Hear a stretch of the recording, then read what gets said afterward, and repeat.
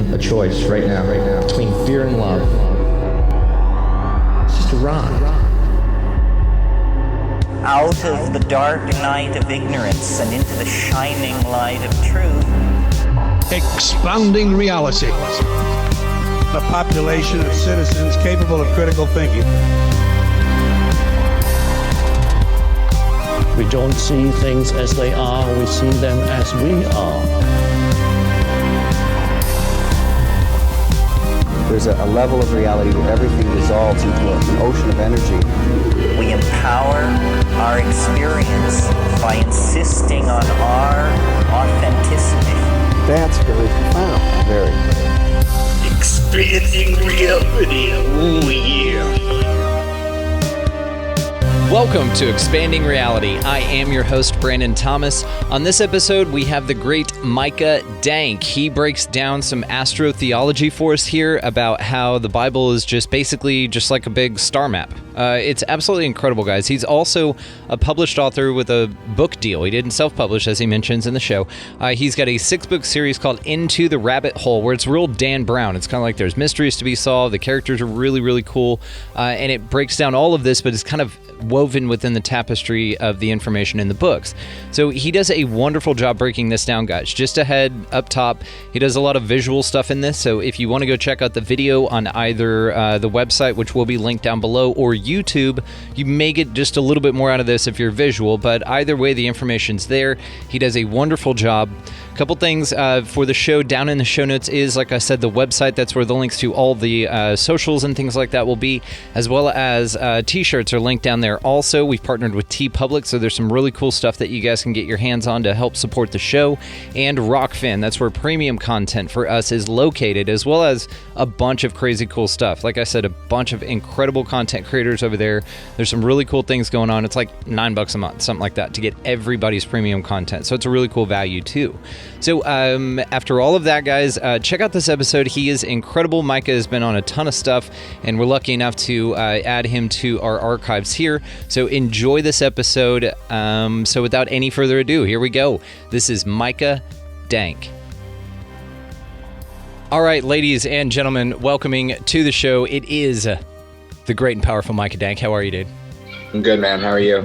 Good, man. This is awesome. I've heard you on, like I said, quite a few shows. Let's talk about your books, but I really want to get into your work. So tell the audience just a little bit about you. I know that's a rare question you probably weren't expecting, but if you don't mind, just holler at us a little bit about yourself, and let's get into it, man. Right. So I'm from Long Island, and I moved to Boston in 2013 with an ex that I'm no longer with for a new job in Boston. And while I was there, the iPad had just come out. She was watching a lot of TV. I was on the iPad going down rabbit holes. We didn't have many friends when we first got there. But what ended up happening was, and I'm back in Long Island now, but what ended up happening was I started coming across something called Astrotheology with a guy named Jordan Maxwell. And that led me to Santos Bonacci, and it just exploded. Like, I realized that's what was missing. That's what I wanted to do with my life. That's what made sense. So I've been doing biblical decoding since then, using astrology and explaining how it works. And that's pretty much what I've been doing. Before we get it going here, man, I was just recently on Tinfoil Hat, and they asked me to talk about the something I'd submitted to Sam on Zero. Anyway, it came up on that show, but it was about the theory that the God in the Bible is actually the devil. Have you come across any of that or looked into it? I have, but if you go into the ancient words for Satan or the devil or Lucifer, you'll find that Satan goes back to a Hebrew word, hashatan. And hashatan literally just means adversary. So like two competing basketball teams on a court are Satans to one another. That's all it really means. Yeah, and this is what it reduces down to. It's just opposing forces, right? In this realm, is in this whatever it is. But it's an interesting thing if you follow the scripture. It's like the great twist at the end of a good movie or something like that. It's like, he's been the devil the whole time, or this adversary that's anti him the whole time. It's pretty interesting, man. Well, if you go to Isaiah 45:7, he says, I, the Lord, create the light and create the darkness. I make the good and the evil. I create all these things. I am the Lord. Yeah, it's part of the whole. It's necessary, right? Right. Jesus basically calls himself Lucifer in John 22:16. He says, I am the great morning star. Now, Lucifer calls himself the morning star. Yep. It's crazy, man. This was in the series of quotes that I gave out, or scriptures rather.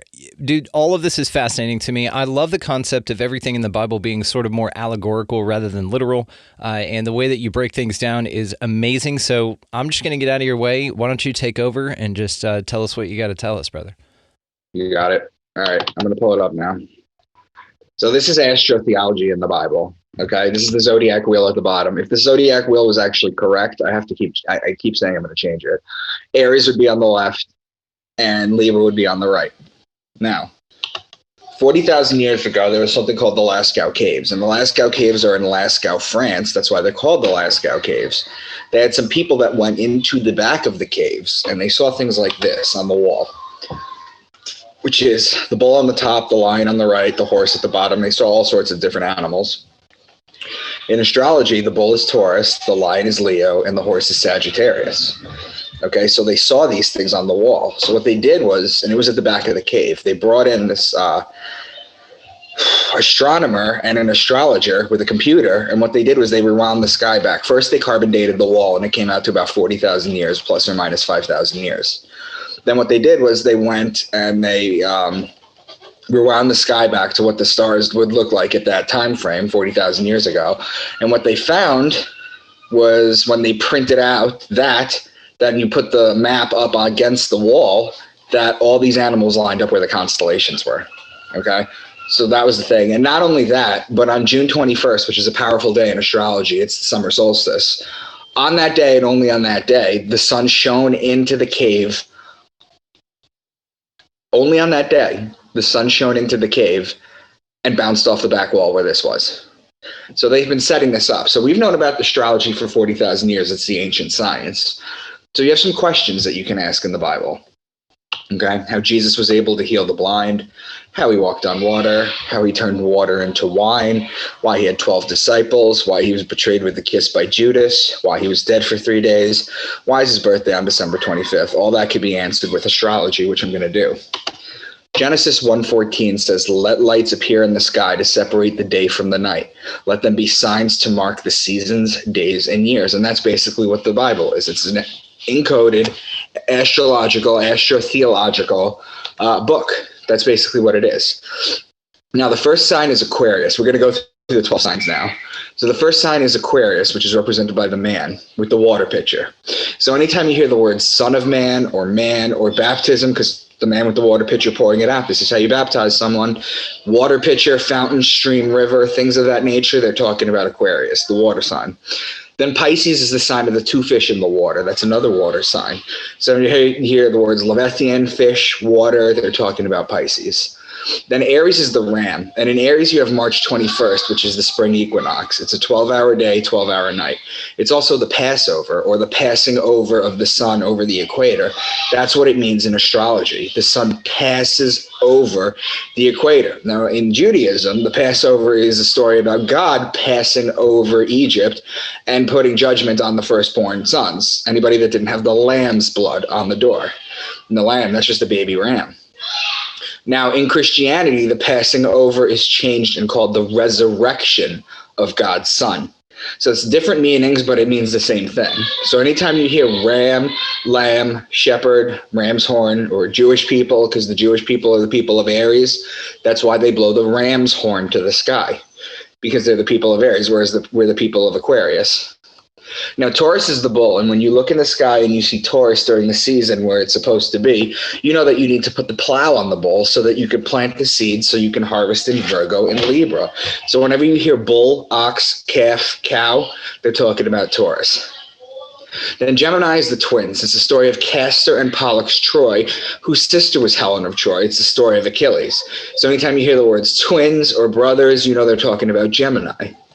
Then Cancer is the crab, and it's the sideways moving creature. So the crab shuffles like this. The crab shuffles like this. It just goes back and forth. We don't do that unless we're doing like a basketball or a football drill.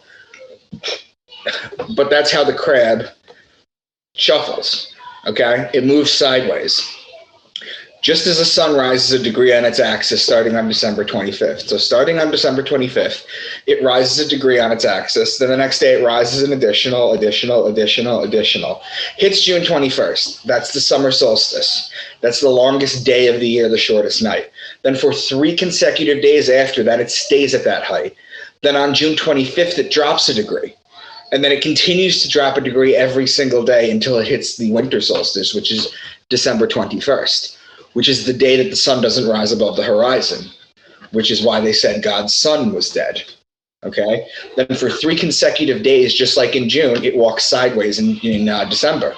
So they used to say God's son was dead for 3 days. That's why all the ancient gods, including Jesus, are dead for 3 days. That's basically why.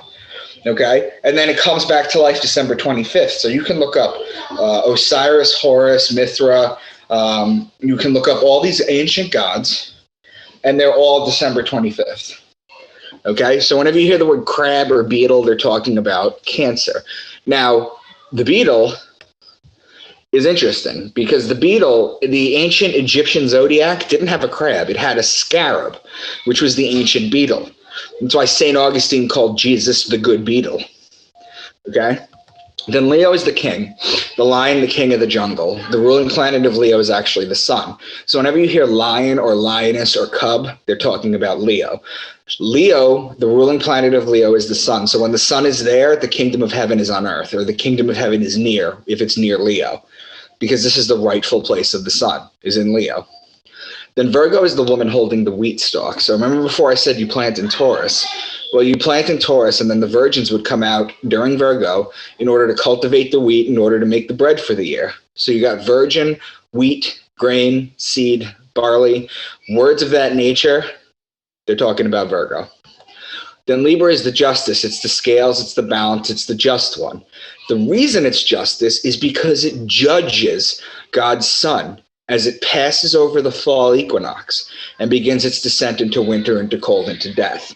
So it starts to move into the fall/winter, okay?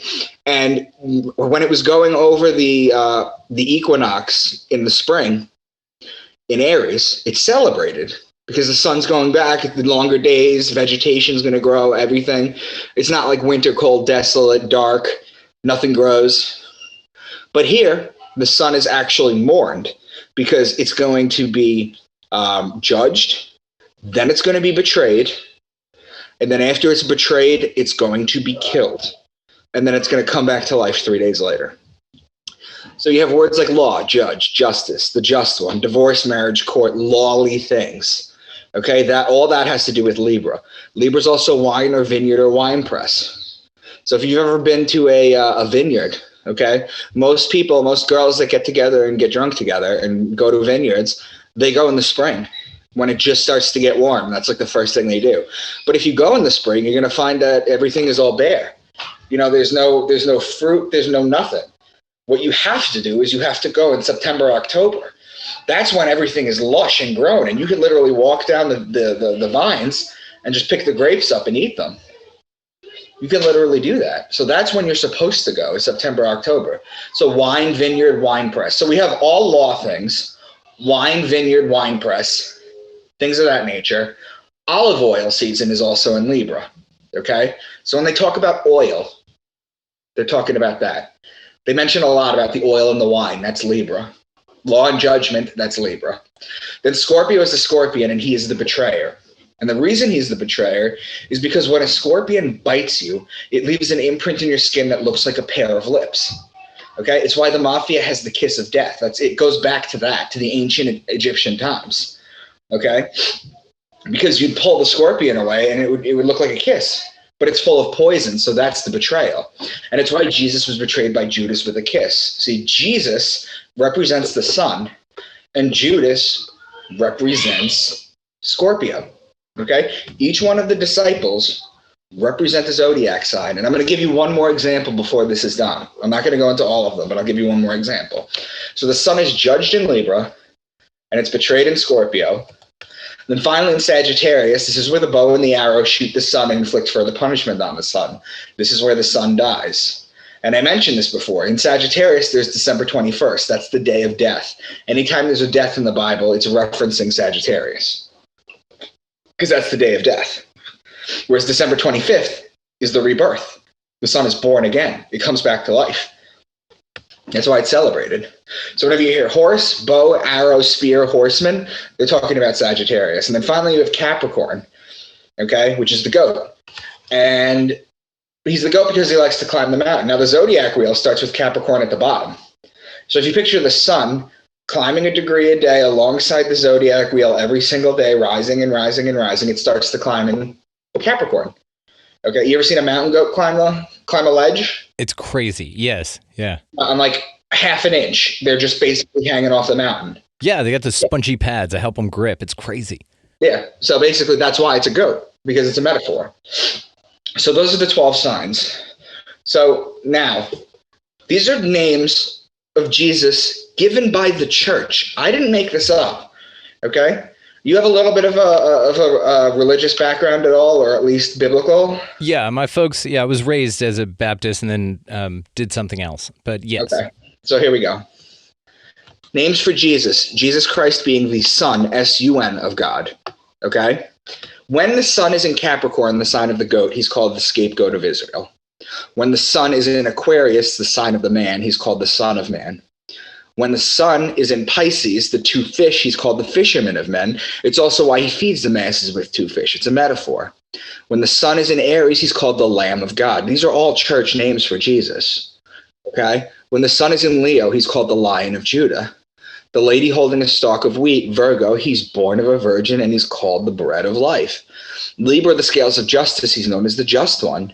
Then he's betrayed in Scorpio. He dies in Sagittarius on December 21st. And it's also why he's worshipped on the sun day. So the ancient Jewish religion goes back to Saturnalia, Saturn worship. Okay. That's why they worship on the Saturn day. You know, it's a Saturday. So why the Jewish people wear the black box on their head, because Saturn was the black cube. They wear the black cube and then they wrap it around their hand 7 times. You know, the Muslims, they walk around the Kaaba, which is a black cube. It's all Saturn worship. Okay. It's why you have to wear wedding rings, because you made a vow in front of your god Saturn to get married. It's why women, well, men now too, but women would get their ears pierced because they were told by the elders, that they had to get their ears pierced because they had to listen to their god. So they would get their ears pierced with rings, like Saturn has rings. Now, Saturn used to be a lot closer than it is now. Okay, they used to be able to see it in the night sky, and they made religions based on it.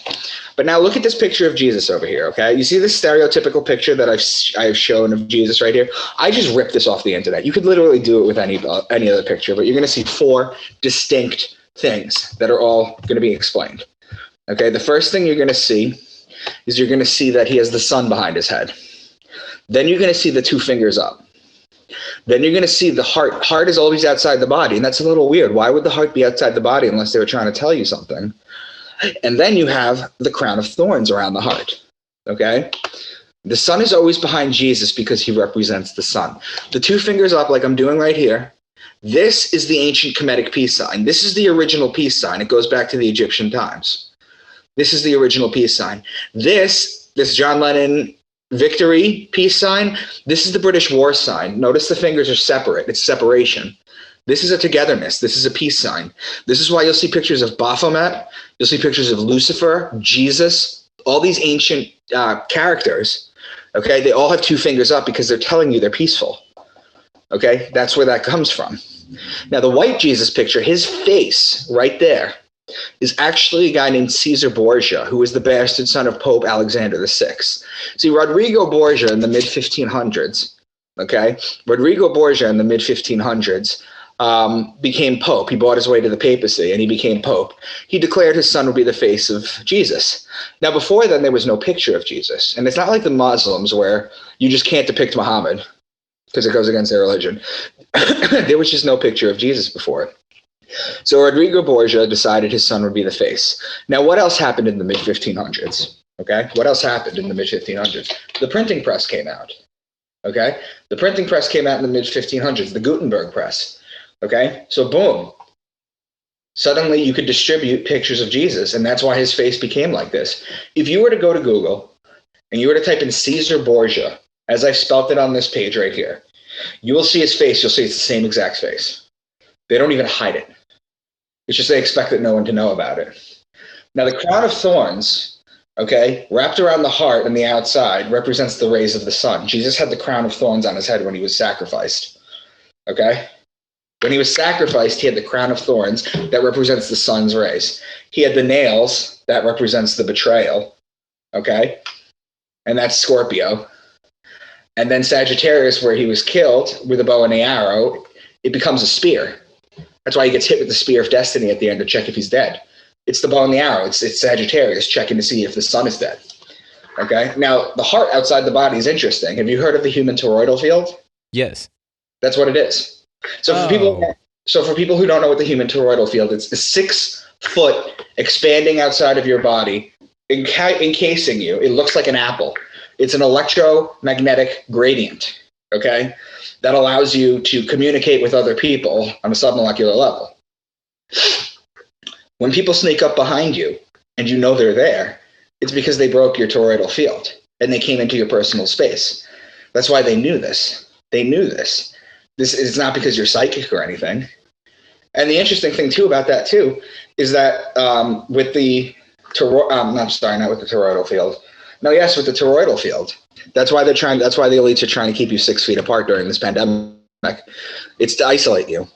It's to isolate your entire being from others. I have heard about this, like a disconnect from spirit, from sense, and that's how we connect, is our interaction. When two people are within 6 feet of each other, their hearts are communicating on a submolecular level. Walter Russell talks about this all the time, the great Walter Russell. He says everything is electric and magnetic. Everything is electric or magnetic, okay? Electric is the male. Magnetism is the female. The sun is electric. The moon is magnetic, okay? The sun is electric, male, and the moon is female. And if you look at a female, she has 13 cycles of 28 days, just like the moon does, okay? The moon controls the tide. Okay, we're made up of 70% water. The moon actually has a thing. It's also why in the highest level of vibration that we have on Earth, the orgasm, okay, when men have orgasms, it's very electric. They feel like they got hit by lightning. But when a woman has an orgasm, it's very magnetic. It's smooth. She can like ride them out. That's why she can have multiple orgasms. So it's all connected. Fascinating, dude. So Proverbs 16:18, pride comes before the fall. You've heard of that, right? Oh, yeah. Okay, this is taken to mean that your ego will be your downfall. However, a group of lions is called a pride. Pride is the lion. Lion is Leo. Leo is in July and August. That comes before the fall. So now we're going to start with our decodings. Okay? So you can see how it could be taken one way if you read it literally, but if you read it with astrology, it's a different way. Yeah. Okay, now the next one is from the book of Micah 5:2. But you, Bethlehem Ephratah, though you are small among the clans of Judah, out of you will come from me one who will be ruler over Israel, whose origins are from ancient times. However, Bethlehem is 2 words in Hebrew. It's bet, which means house, and lechem, which means bread. So the house of bread. This is Virgo with the wheat stalk, the virgin. Now each zodiac sign is called a house. So it's the house of Virgo, the house of Aquarius, whatever. So when they say that the Savior will come from Bethlehem, what they're really saying is the Savior will come from a virgin. So you see how that's snuck in there? Mm-hmm. Okay. Now next, I'm going to read this to you. This is Deuteronomy 32. Deuteronomy 32 has 8 signs just in this one paragraph. And I've already highlighted them, but I'm going to go over the last 2 with you that I didn't. He gave them honey from the cliffs and olive oil from the rocky ground. He gave his people butter from the herd and milk from the flock. He gave them lambs and goats. They had the best rams from Bashan and the finest wheat. They drank the best wine made from the juice of red grapes. But Jeshurun became fat and kicked like a bull. Olive oil is Libra. Lambs are Aries. Goat is Capricorn the goat. Ram is the ram in Aries. Wheat is the lady with the wheat stalk in Virgo. The wine and the red grapes, that's Libra. The bull is Taurus. There's 2 others that I italicized here, but I didn't highlight. He gave them honey from the cliffs. In the sign of Cancer, the crab that we went over before, there's a group of stars called the Beehive Cluster. Okay, it's an asterism. It's a closely knit group of stars. Okay, so that's where the honey comes from. The butter from the herd and the milk from the flock is milk-based. That comes from the Milky Way galaxy. Okay, the Milky Way galaxy centers in Sagittarius. So your land from Cancer to Sagittarius is your land of milk and honey. It's in the heavens. It's not here on Earth. It's not a physical place. It's all in the heavens. Mount of Olives. Now look at this zodiac wheel that I put on the left. You see it, right? Yeah. Okay, I don't know how big it is on your screen, but that's fine. It looks great. Okay, great. So Mount of Olives. Jesus led his disciples to the Mount of Olives after his last Passover so that he could teach them a few more things, pray, then wait for Judas to betray him. While walking to the Mount of Olives, he gave the parable of the true vine. Okay? Passover takes place in Aries. So look at the zodiac wheel. Aries is on the left. Right after that, he walks to the Mount of Olives. Olives are in Libra. So you're going to go across the zodiac. It's known as a cross sign. The Bible is littered with cross sign and neighboring sign references. Okay, so there's the cross sign. Okay, so if they were to say like bull and scorpion, or like bull and a kiss or a betrayal, or a cow and a betrayal or something, you know that's Taurus and Scorpio. They're talking about opposing signs. Okay, so olives are in Libra. Now they're in Libra and they're waiting for Judas to betray him, which happens in Scorpio. So Aries to Libra, cross signs, Libra to Scorpio, next sign over. In Libra, he gave the parable of the true vine, or vineyard, or wine press, or basically Libra. Okay, so you see how that works? This is how we're going to decode things. Yeah. Okay? This is great. This is just so cool. I'm just stopping you to tell you how badass you are. Go ahead. You could just swig there, man. Wet that whistle. Guys, this is fascinating. So for the audio-only audience, of course, I should have said this by now. Go ahead and go over to YouTube. All of this will be up there. He's put together a wonderful presentation for everybody. So, all right, brother. Revelation. Good stuff. 4:7. The first living creature was like a lion. The second was like an ox. The third had a face like a man. And the fourth was like a flying eagle. The first living creature was like a lion, Leo. The second was like an ox, Taurus. The third had a face like a man, Aquarius. The fourth was like a flying eagle. So in astrology, the scorpion is the belly-crawling creature, and it's the lowest form of life on earth. Much like God cursed the snake to crawl on its belly after the deception in the Garden of Eden, crawling on your belly is the lowest form of life on earth. However, the Scorpio evolves in astrology and becomes the eagle, which is the highest flying life form on earth. Nothing flies higher than the eagle. And the eagle's evolution is the phoenix. So the eagle becomes Scorpio. So you have Leo, Taurus, Aquarius, and Scorpio. Those are the four fixed signs of the zodiac. You have things in astrology called fixed signs, mutable signs, cardinal signs. These are the four fixed signs. And they're called fixed signs because they're fixed in their season. Leo is the dead of summer. Taurus is the dead of spring. Aquarius is the dead of winter. And Scorpio is the dead of summer. That's why they're the fixed signs. Okay, now look at this. Leo and Aquarius, they're opposing signs. Taurus and Eagle, Scorpio, they're opposing signs. This makes an X through the zodiac wheel. Okay, so these words weren't chosen by accident. They're deeply meaning, and they go deep into astrology. Okay? Now, Revelation 12, a great sign appeared in heaven, a woman clothed with the sun, with the moon under her feet, and a crown of 12 stars on her head. She was pregnant and cried out in pain as she was about to give birth. Then another sign appeared in heaven, an enormous red dragon with 7 heads and 10 horns and 7 crowns on its head. Its tail swept a third of the stars out of the sky and flung them to earth. It's important to know there are people who are literally waiting for this to happen. You do understand that, right? You know, I have talked about this and how sick it is because, yeah, they're ready for this to happen. Every generation back past my grandmother, of course, was a more recent one. Just going to come back in my lifetime, you know. And not only are they so sure about it and certain about it, which it hadn't yet, but also it's to the detriment of everyone that they love that doesn't believe in exactly the same thing as they do. So, yeah, and they and a lot of them will not tell you this to your face, but yeah, they'll be high-fiving St. Peter when they get up there.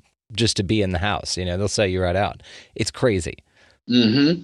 So there's people that actually think that there's going to be a red dragon in the sky that opposes a giant woman. I'm going to explain it to you with astrology. That's going to make a lot more sense. Okay. Okay. And I've got a crazy conspiracy theory. I haven't heard anybody ask you, so we'll do that a little bit later on, but go ahead. Okay. Revelation 12, a woman clothed with the sun is the sun clothed in Virgo. It's a metaphor. The woman sign is Virgo. So if it's clothed with the sun, then the sun is in Virgo. It's just a metaphor. That's all it means. If the sun is in Virgo, the moon will be at her feet. So the zodiac is 12 signs, days 24 hours. So the sun spends 2 hours a day in each sign. Makes sense? Mm-hmm. So if the sun is in Virgo, that's roughly 4 to 6 p.m. If the sun is in Virgo, the moon will be at her feet, right? Because if the sun is out, the moon's not out yet, right? Yeah. Then another sign appeared in heaven, an enormous dragon. Its tail swept a third of the stars out of the sky and flung them to earth.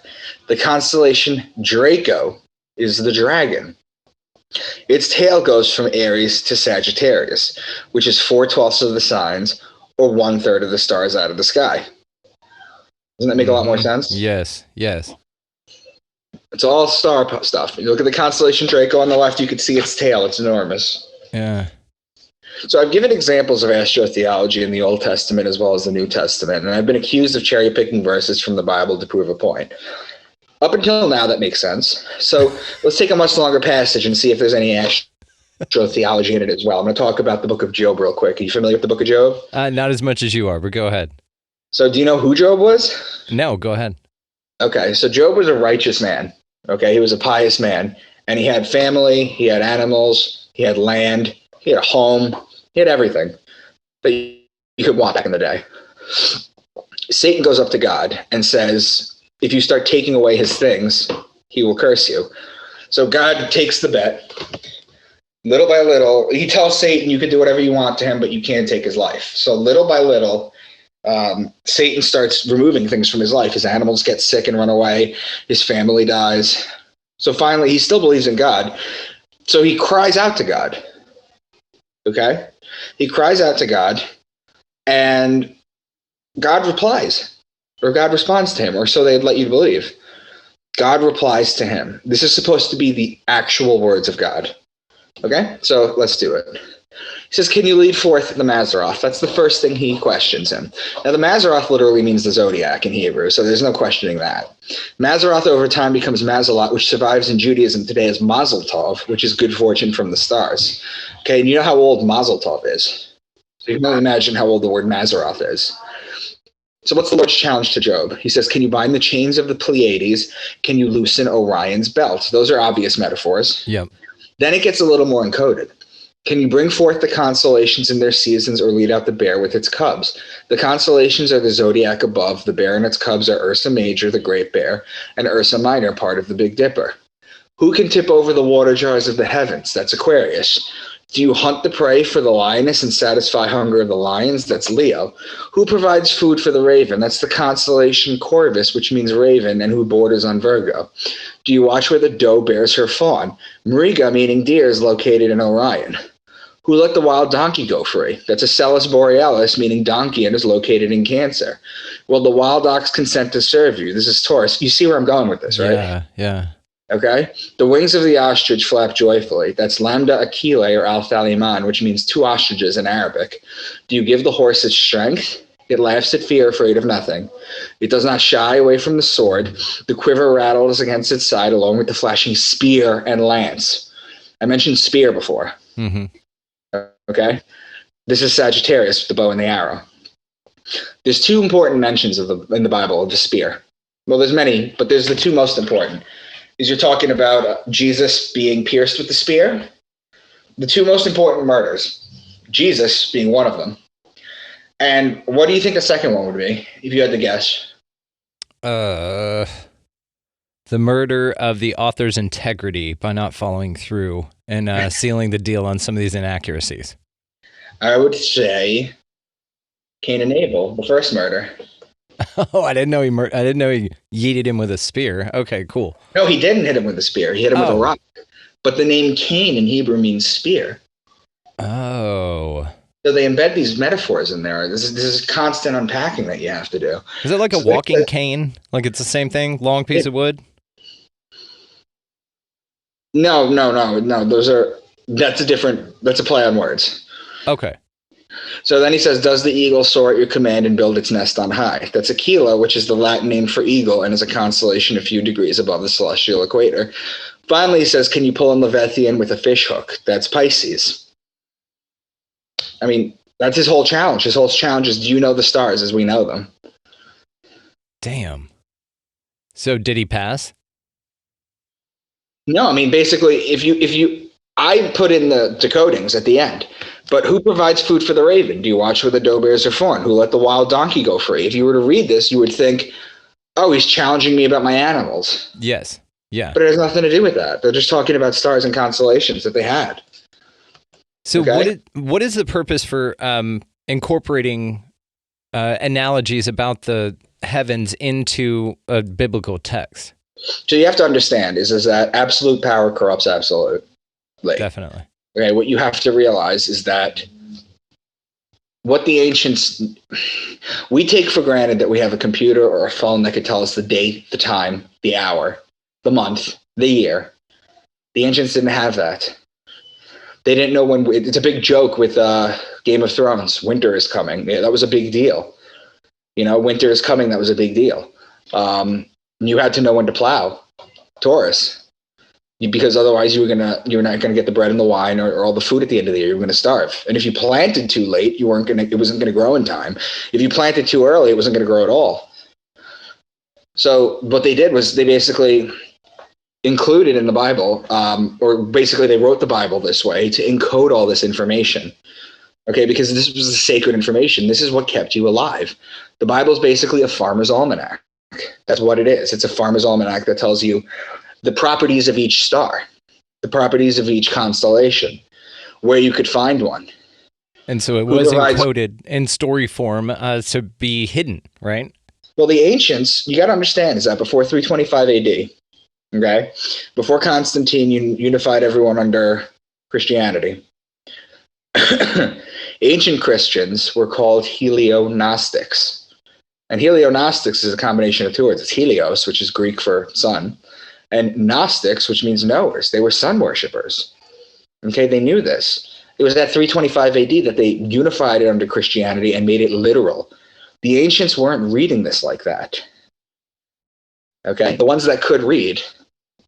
So do you think it just got corrupted over time to become a power, like a control type I mean, of a when you're mechanism? talking about the Crusades and you're talking about everything that went over, Yeah. the Jewish religion did the same thing too. Yeah. The Jewish religion did the same thing too. The Old Testament, I've given you Old Testament. Job is Old Testament. Yeah. Revelation is New Testament. I'm giving you examples of both.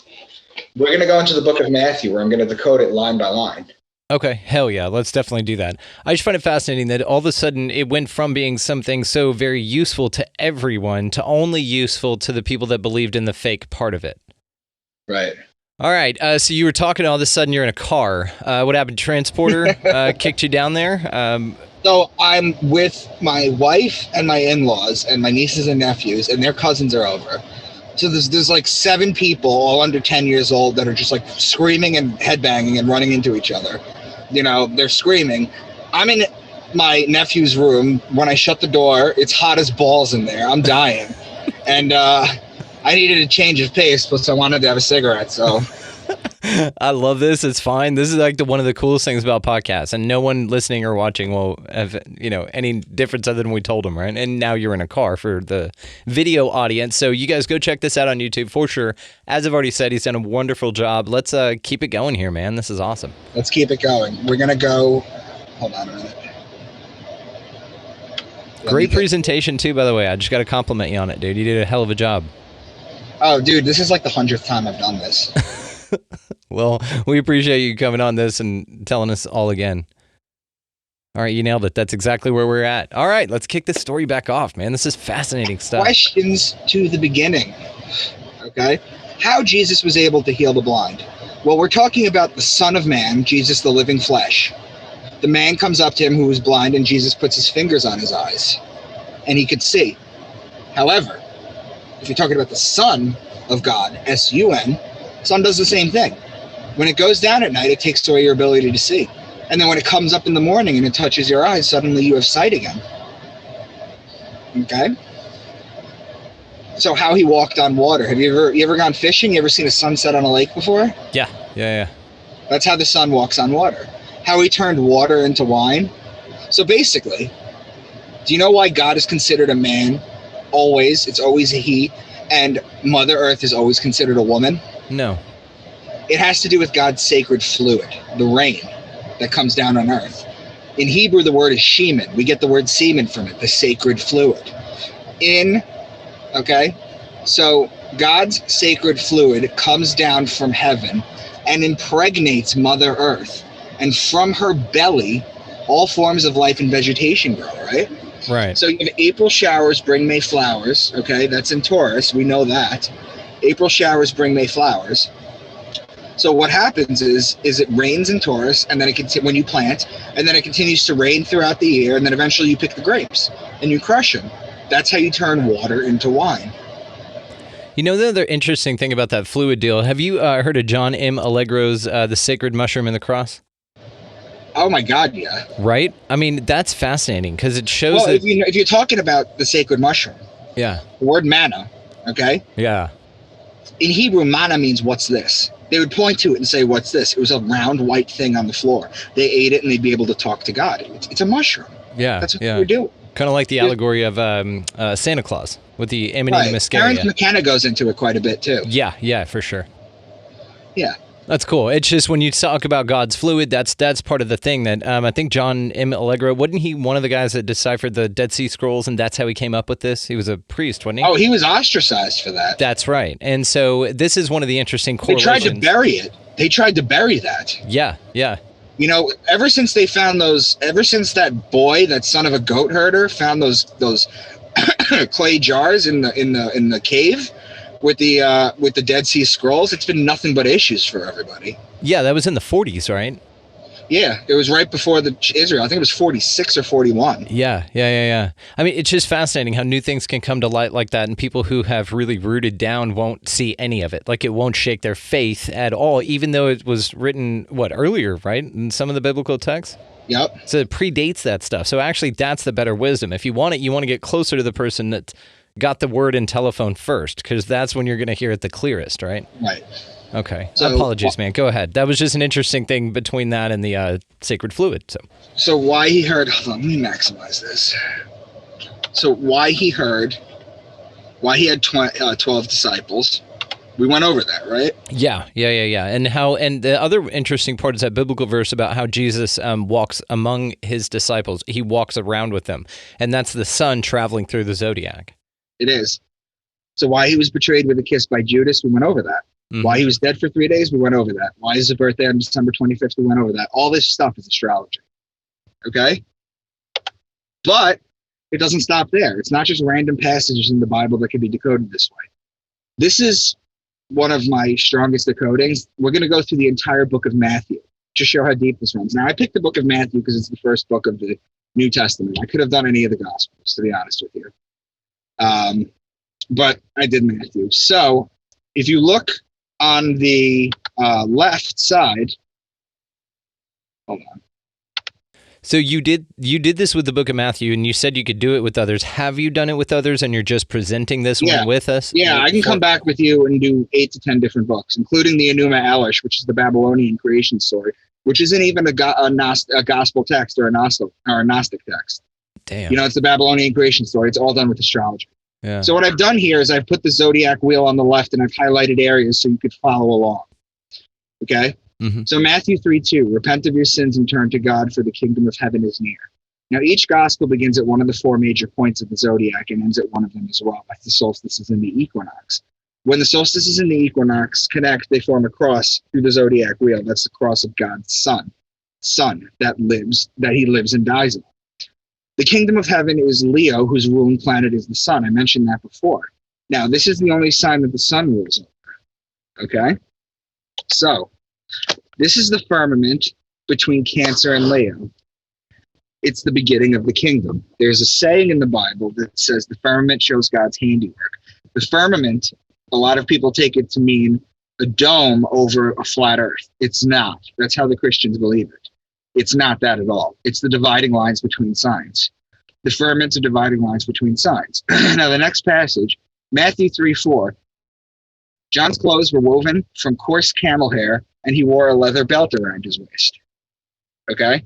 Now, if you were to take Leonardo da Vinci's Vitruvian Man and superimpose it onto this, and really it doesn't even have to be Leonardo da Vitruvian Man. I just picked that because it was the most popular one, but it really could just be like any man. It could be like one of the dogs from Paw Patrol. It doesn't matter. So you basically, should do a slide with that. Yes. So Cancer being the head is why he eats wild honey. Okay, because the head is in Cancer, the mouth is in Cancer, the beehive cluster is in Cancer. So he's eating it, right? Does that make sense? Mm-hmm.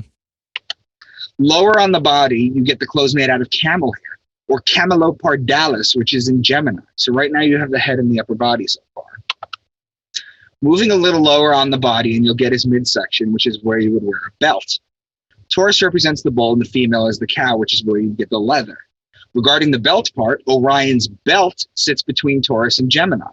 So next would be the baptism. Now, how are we going to go from the beginning of Leo to a water sign to signify the baptism? You would go across the zodiac. I've mentioned this before. Cross signs, as they are known, are the signs opposite location.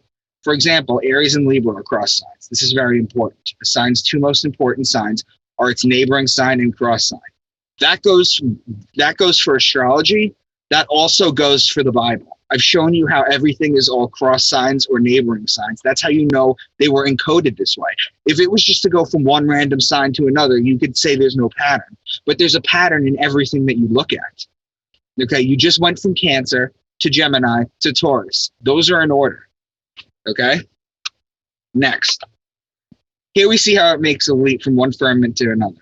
The man with the water pitcher in Aquarius is personified as John the Baptist with the water. It's important to note, too, that John the Baptist and Jesus are always exactly 6 months apart. When you think about the fact that Jesus is born on December 25th and rises a degree a day, then that must mean, okay, that John the Baptist is born on June 24th and he decreases a degree a day. How do we know this? In John 3:30, John says, he must increase, but I must decrease. And it's also why St. John's Day is celebrated exactly 6 months to the day of the birthday of Jesus, December 25th. You can argue that Jesus was a real person and that his birthday was at the Feast of the Tabernacles or on 9/11 or 3 BC. I'm not going to argue that. You can argue that. His birthday is celebrated on December 25th because that's the day the sun comes back to life. Okay, that's why all the gods are celebrated on that day.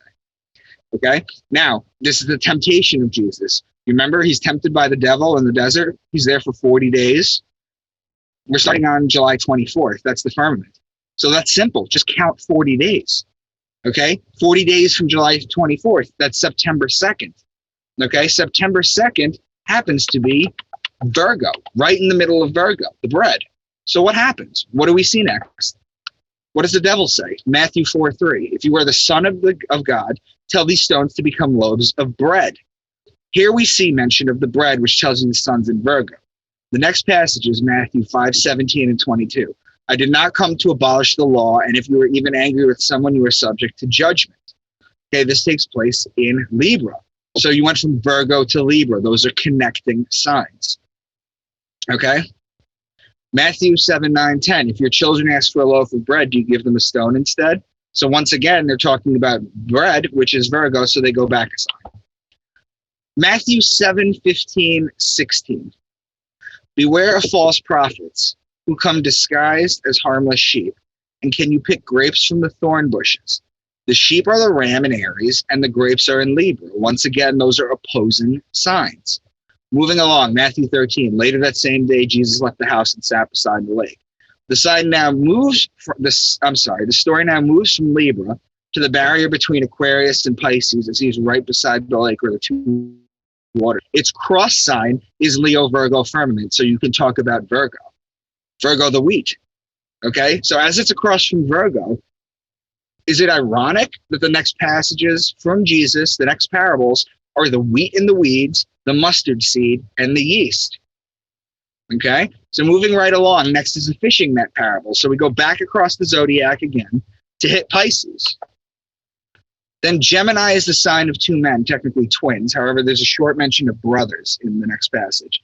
He's just the carpenter's son, and we know Mary, his mother, and his brothers James, Joseph, Simon, and Judas. This ends at the firmament of Gemini Cancer. How do we know this? signs. Now look at this. Look at the zodiac on the left. You see the firmament of Gemini Cancer? Yes. What is directly across from it? That's cut off. Aquarius? No. Gemini Cancer. If you were to follow that across. Gemini Cancer. Oh, Sagittarius?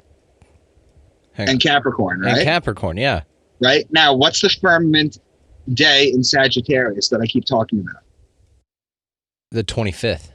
21st. 21st, that is solstice, yes. Right. The day of death. What's the Right. next story? The next story is the death of John the Baptist. Oh. As I've mentioned previously, death comes at the end of Sagittarius. The firmament of Sagittarius, Capricorn, and Gemini Cancer are opposing signs. Let's take a sentence which sounds like it could be in the Bible, but isn't. If I say to you, the rulers were divided between war and love, it split the land in half. You could read that as a literal translation.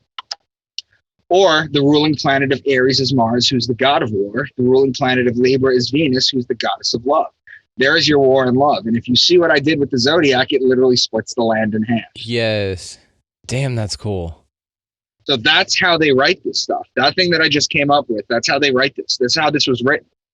Okay?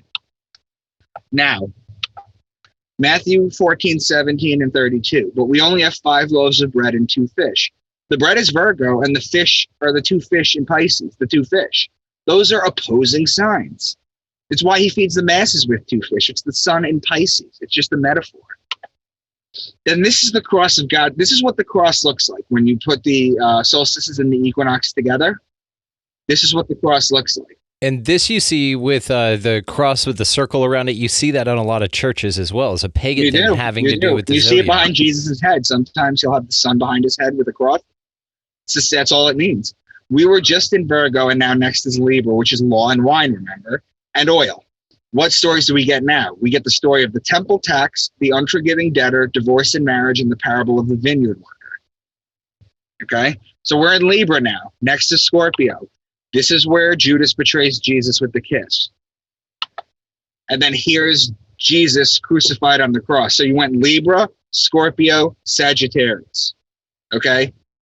This is the death of Jesus. And that is the end of the book of Matthew. Do you see how these gospels are literally they're just following patterns? That's all it's doing. So is each gospel basically just starting over and telling different stories with all of the same zodiacs, basically playing out 1 year each? It's more than a year, but yes, it's playing out the time. For example, think of the sun. Think of being both a human and the sun. Okay, I don't know how better to explain this. I've been trying to figure it out, but imagine this. At the end of all 4 gospels, Jesus says something different. Okay? Now, at the end of all 4 gospels, Jesus dies at either a solstice or an equinox. Okay? Because I mentioned it starts at a solstice or an equinox, and it ends at a solstice and equinox. Yeah. In the book of Matthew, he says, Ele, Ele, lama sabachthani, which literally means, why have you forsaken me? So imagine God's son in Sagittarius, in Sagittarius, okay, in the dead of winter, talking to himself. Why have you forsaken me? It's winter, it's cold, the sun has forsaken. Then in the spring, in Aries, when it dies in the next gospel, he says, why do you struggle against me? Okay, still talking about the sun. It's spring, it's not quite warm. In the third gospel, when he dies and he's in June 21st, okay, that's the summer solstice. He says, Father, into your hands I commend my spirit. Okay, now in Libra, September 21st, he's basically killed, and at the last minute, he's given. Do you remember what he's given? After he was killed?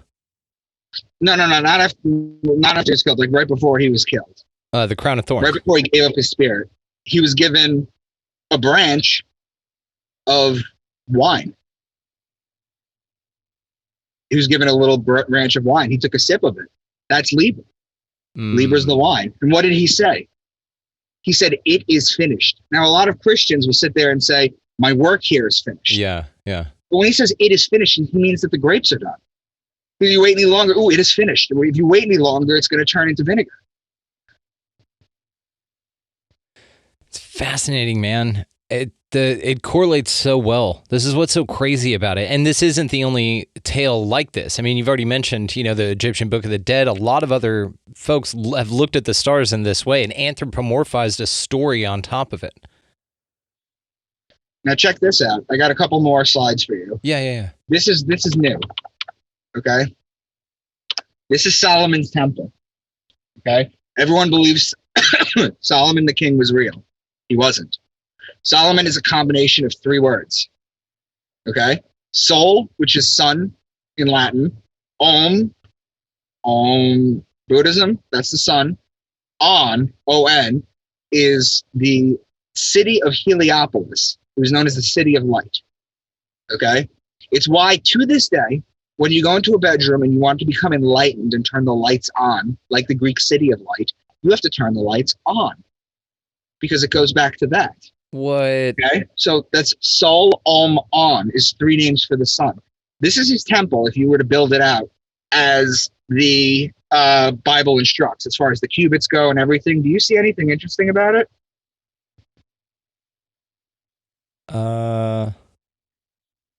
I'll give you a clue. It's an overhead view. Yeah.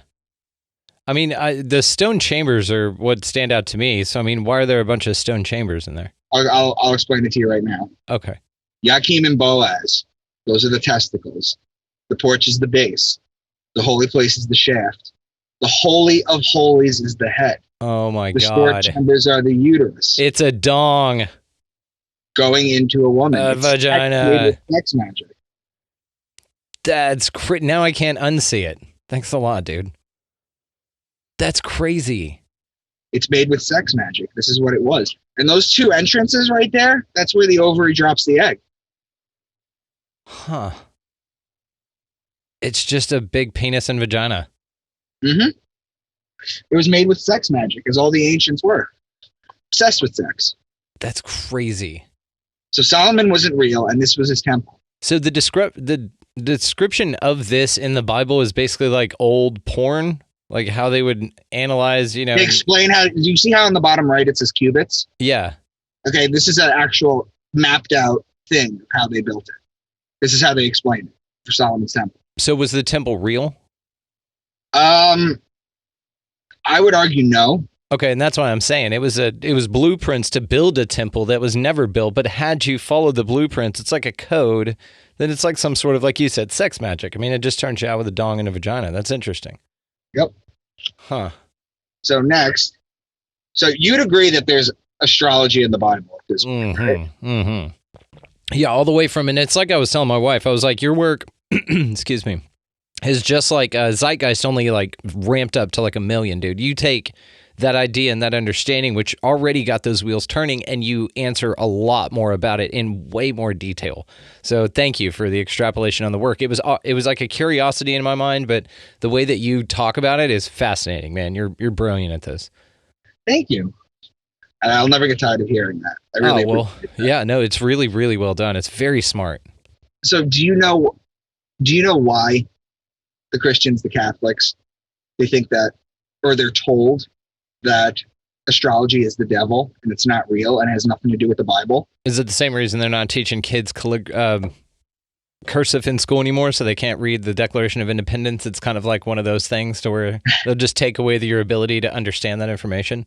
I'm going to show you, because it's literally in Catholic doctrine that astrology is evil.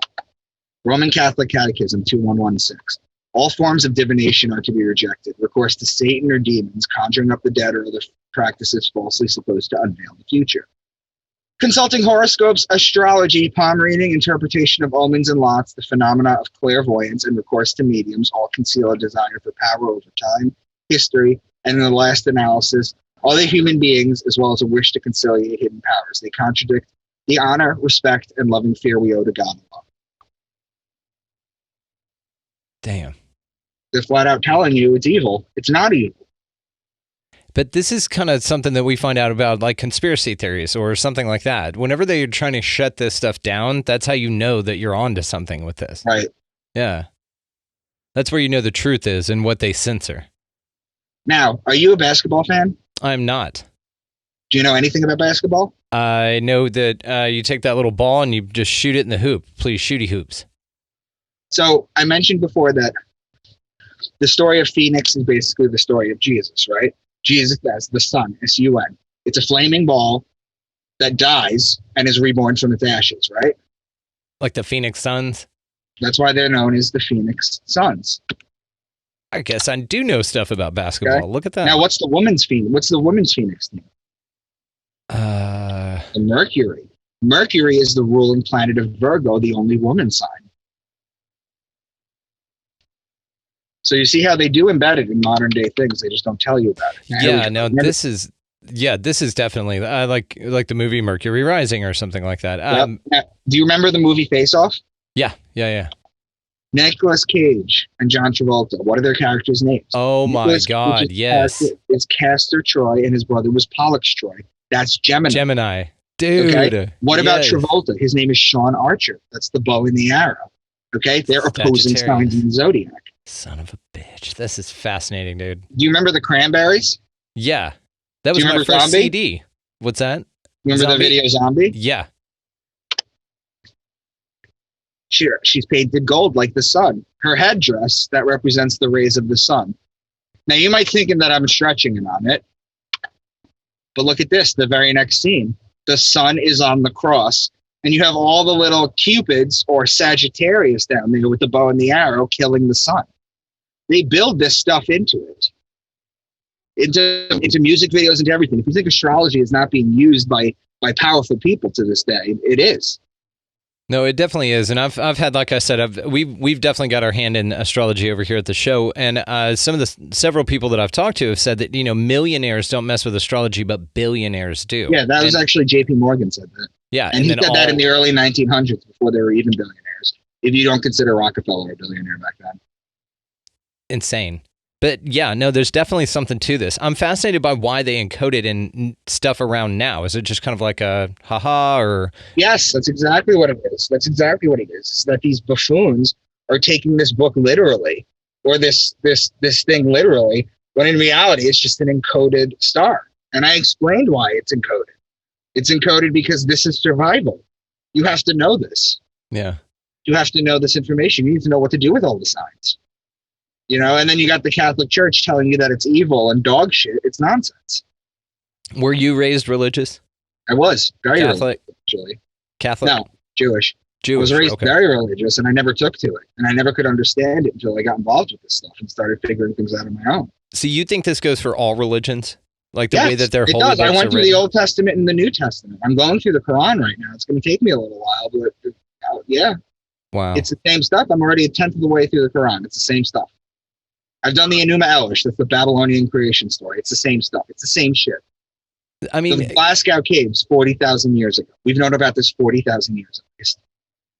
Because this is the equivalent of somebody, I don't know, being able to preserve all of the Spider-Man comics that have ever been made. And then they're in a vault somewhere, and then the world ends. And then future humans come along thousands of years from now, open that vault up somehow.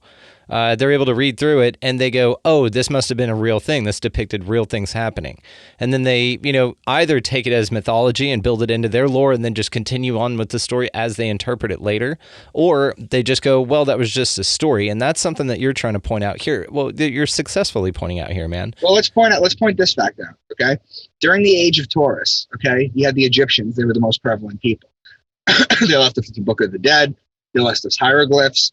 In the hieroglyphs, you'll see bulls with the horn with the sun between their horns. They're telling you they used to worship the sun in Taurus.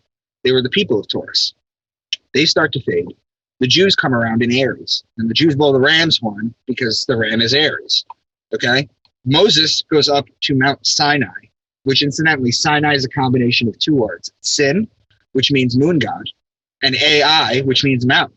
So he went up to the mountain, the moon god. Why? Because when they were wandering in the desert and they had this big mountain volcano, the moon used to come up behind it. So they thought that's where it came from. Okay? So he goes up there to get the 10 Commandments. He comes down. What does he see them worshiping? The bull. The golden calf. Exactly. So I'll present you two options. These Jews left Egypt, as you believe, Exodus. And the Egyptian people kept such meticulous records, even things that painted them in a bad light. But there's no mention of Exodus. Okay, this was a completely made up story. The Jews leave Exodus, and they can't even let the bread rise. They can't even yet let the yeast work. They can't let the bread rise. So that's why I have matzah to this day, okay, which is unleavened bread. Okay, they couldn't even take that. You expect me to believe they brought all this gold into the desert, found welding equipment, and built this giant statue? Yeah. Or he saw them worshiping the golden calf. The gold is the sun, and the calf is the bull. They were worshiping the wrong time period. They were supposed to be the people of Aries. Now the Jews fade, and then the Christians come up in Pisces. That's why Jesus feeds the masses with the 2 fish, Pisces the 2 fish. You have the Vesica Pisces. Okay, the center of the Vesica Pisces is the Jesus fish. That's what it looks like. Okay, it's a Venn diagram. In the middle of it, that's the Jesus fish. Okay, and not only is that the Jesus fish, but its numerical formula for the Vesica Pisces is 247 over 153. 153 is the denominator. Coincidentally, 153 is also the same amount of fish that the disciples caught after Jesus told them to throw the net to the other side of the boat, and they reeled it back to sea. The ancients knew all this shit. Okay, so that's the age of Pisces. Now we're in the age of Aquarius. Okay, and if kept unchecked, and if people don't see this, okay, what's going to happen is there's going to be a new world religion. In 1,000 years, they'll look back and say, okay, there's a new world religion. It has to be, because it's a new sign. The Christians and the Catholics, their time is up. Okay, that's why there's such animus towards them from the high ups. Okay, because their time is up. They're going to fade into obscurity like the Jewish people and the Egyptian people did. Okay, maybe the Jews didn't fade into obscurity, but there's 5 times more gay people on the planet than there are Jews.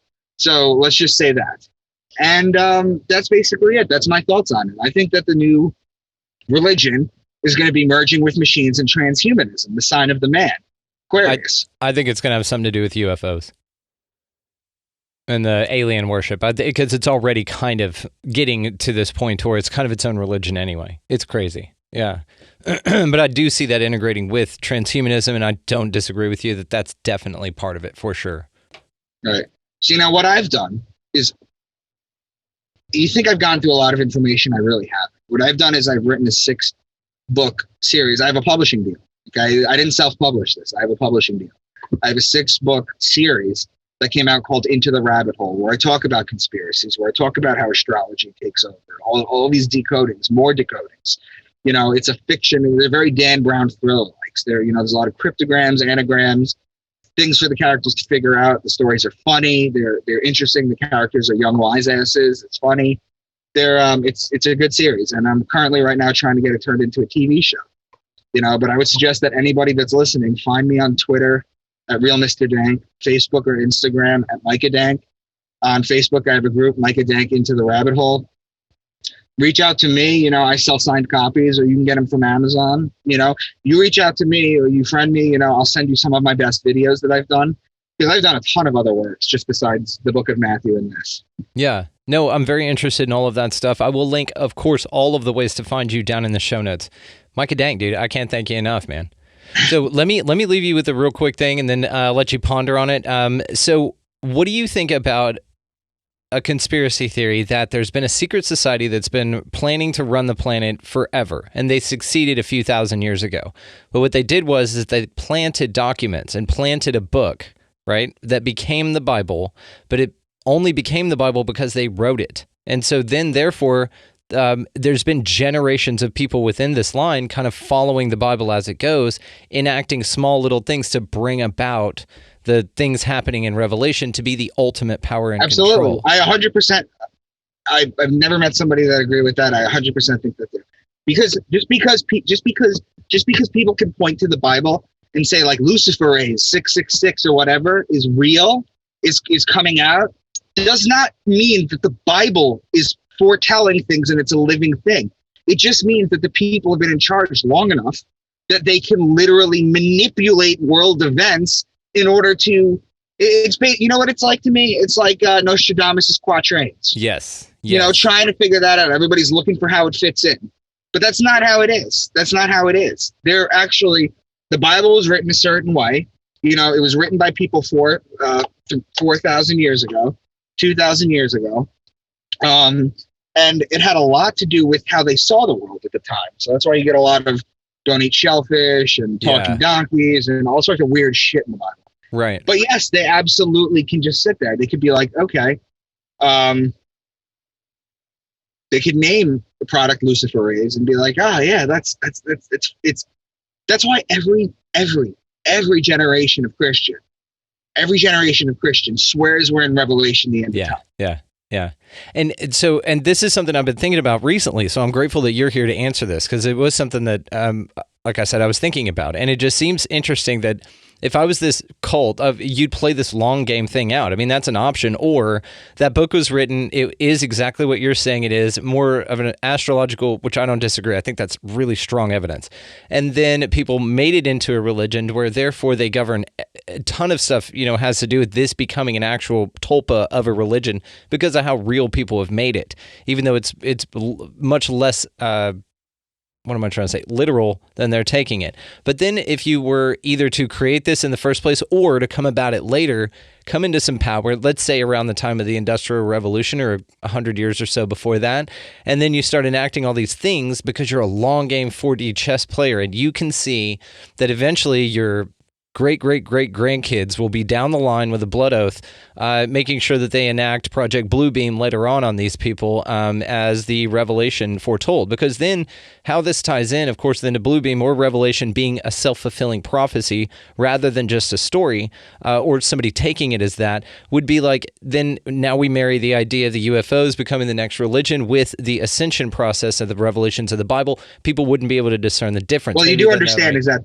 the one thing I have to tell you is that the religious people, okay, the religious Christians, they believe that aliens are actually demons, interdimensional demons. Yes, I've definitely heard this, and it's an interesting thing. But I mean that whenever people start floating up in the air, it could be just like that movie, The End of the World, and all those beams come down everywhere, and people just get sucked up into the sky. But they could do this with an alien invasion, or even a faked alien invasion with some really dope technology, or they could do it with a bunch of holographic people walking around, and just make them seem like they popped up into the sky, and then it would be viewed as revelation. But then it could also be associated with like a UFO phenomena as well. So then they would be like the new gods, right? That would be like your new religion. I don't know, man. It's crazy. I love going down this kind of thought experiments, and I thought I would at least hit you up on it. So I'm glad you were a little bit receptive of that. That's cool. Yeah, thanks, man. Dope. Well, thank you, man. Well, I'll tell you what, I will link all the ways to find you down in the show notes. Micah Dank, I can't thank you enough for your time, brother. You are welcome on any damn time. Come back. Let's do, you familiar with the Book of Enoch? Not as much as I'd like to, and I've actually got a guy that I want to hook you up with. Have you ever heard of Godcast with Todd Armstrong? No. Okay, I'm going to send you this dude's email. Just do me a favor and reach out to him. He would love to hear from you. This guy is the one that you need to talk about Book of Enoch with. Maybe I can have you both on, and we'll do kind of a panel thing with that. That would be awesome. Yeah, do that. Reach out to him. Do that. Let's do it. Because I've done a multiple thing with Sam Tripoli. I've been on Union of the Unwanted. I've done Aeon Bite, Miguel Connor. Yeah. I've done. Yeah, we could do a panel. Yeah. No, you're in the crew, man. You're good. I will set this up, and then I know he'll want to get you on his show as well, Godcast. So you guys go check that out as well. Micah Dank, like I said, can't thank you enough, dude. Let's do this again, brother. This was fun. Yeah, reach out to me. Let me know when you're free. Will do, man. Thank you for your time. All right, take care, man. The always interesting Micah Dank spending some time and spitting some knowledge on the show with us today. Just wanted to reach out and say thanks, man. Micah did a wonderful job. He's just fascinating at the research that he does. He's done breakdowns on way more of this stuff, guys. So linked down below in the show notes is, of course, his 6-book series, Into the Rabbit Hole there, but also how to find him and more of his research. Like he said, he has a bunch of videos and stuff. So y'all just go make contact with this dude. He's super approachable, very nice guy, but very, very, very smart, and does the hell out of this kind of research, which is fascinating.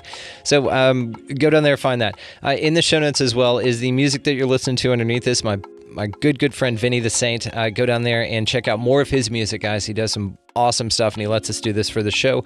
And I'm grateful to Vinny. He's a good dude in human life, in regular 3D life as well. So also go down there. There is expandingrealitypodcast.com. That is where links to all the socials, all that Patreon stuff, YouTube, all that can be found there. And other than that, guys, go out into your week this week, man. Just pick up a piece of litter. Be nice to everybody that you come across, all animals as well. Hold some doors open, smile at some folks, buy somebody in line behind you or in front of you a coffee or a meal or something, dude. It makes a big difference, but it has a huge impact in the universe around us here, and it's fun to do that kind of stuff to brighten the vibration around you, right? While you're doing all that, get out of the left-hand lane. That's a pain in the ass. We don't like you there, so move over. Also, go out into your world, whatever the hell this place is, guys, and y'all just be good to one another. Thank you so much for listening. We'll see you next time.